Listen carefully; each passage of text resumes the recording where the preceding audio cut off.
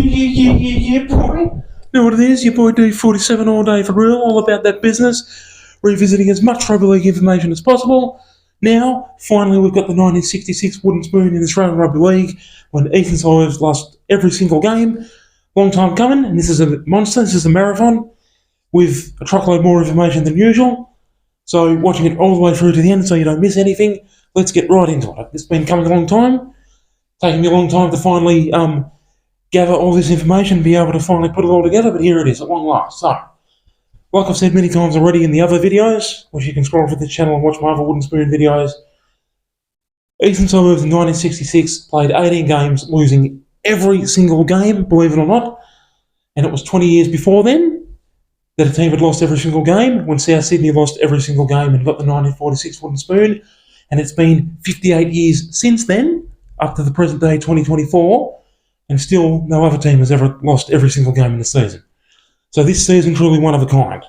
And Eastern Suburbs fans, I'm sorry, but I did say I had to get through all of the wooden spoons. So, let's get straight into it. So, and even the stats are very unusual. The stats are very unusual indeed. I've even had to double up. I had to double up on one of the stats because East offered so little in 1966. They couldn't even fill up all the stats, unfortunately. And they even had a shocking coincidence. I haven't done a shocking coincidence segment on these videos before, but we've got a shocking coincidence coming up too, so stay tuned. So, Eastern Suburbs stats in 1966. They scored only 147 points from the 18 games, for and against just over 8 points per game, and they conceded 446 points. So altogether, the for and against minus 299, just short of triple century for and against. Not the very worst for and against we've ever seen, but horrible in its own right. And the top point scorer, his name was Gwyl Barnes, unusual name, but his name was Gwyl, G-W-Y-L, Gwyl Barnes, and he managed just one try, one 3-point try that is, 31 goals for a total of 65 points. Then, this is where it gets really, really confusing. The top try scorer is also the moment in the sun. I usually do a moment in the sun for each wooden spoon team, because even though there is a team who gets the spoon every year, you do expect them to at least win 2 or 3 or 4 games at some point during the season. Like a bit of, 15 minutes of fame, moment in the sun sort of thing, but because they lost every single game in 1966, there actually isn't a moment in the sun. So what I've had to do is take the top try scorer and use him as the moment in the sun. So the top try scorer, his name was Kevin Junee, who was an excellent player for them, and even though the team was lost every single game, he did manage to get 9 tries for them to be their leading try scorer, so at least he did something, thankfully. He got 9 tries for them in 1966, and he was an excellent player. He played for Eastern Suburbs 1964 up to 1973, accumulating 69 tries for them over that period of time. And then he played 2 years for Manly in 1974 and 1975. And in 1974, he picked up a whopping 23 tries in the 1 year for Manly, and then got 6 in 1975 to finish off. So altogether, Kevin Junee, a very solid, reliable, consistent player, consistent performer, which you do need in your team, getting 98 tries altogether in his career. But in this year, 1966, even with the rest of the team doing nothing and losing every game, he did at least manage 9 tries. So props to him, props to Kevin Junee.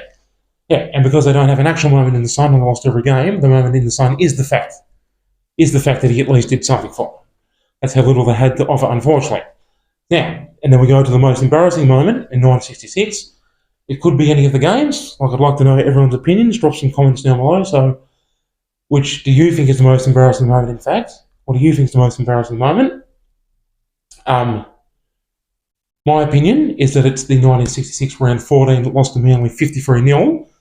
And remembering, tries used to be 3 points at the time. Manly got 11 tries on them in that game. So with 4-point tries, that actually would have been a 64-0 annihilation from Manly. And that was the biggest losing margin, but a lot of the other games are also extremely embarrassing. So my opinion for the embarrassing moment is the round 14 lost to Manly 53-0. Let me know yours in the comments. And right now, what we need to do is go through the score for every single game that Eastern Suburbs played in 1966, all 18 of them in order. Right now, AM, PM, on the grind. Pop it off, let's go.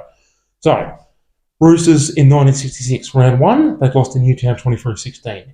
In round 2, they'd lost to Balmain 23-17. In round 3, they had lost to St George 26-0. Duck egg, not a single point. 26-0 lost to St George in round 3. In round 4, they had lost to Canterbury 24-9. In round 5, they had lost to Manly 24-7. In round 6, even though it was only a 7-point loss, they lost to South 23-16, and all rugby league fans are aware of the everlasting acrimonious Rabbitohs-Roosters rivalry, so even though it was only a 7-point loss, still extremely bit of a pill to swallow anytime they do lose to South Sydney. Then in round 7, they lost to Parramatta 21-9. Then in round 8, this is the start of the shocking coincidence. It's a two-part game thing. The first part of the shocking coincidence, in 1966, the round 8 game, East had lost to West 13 points to 4. So stay tuned to find out what the second part of it is. So in round 8, 13 points to 4 lost to West. In round 9, 35-17 lost to North Sydney.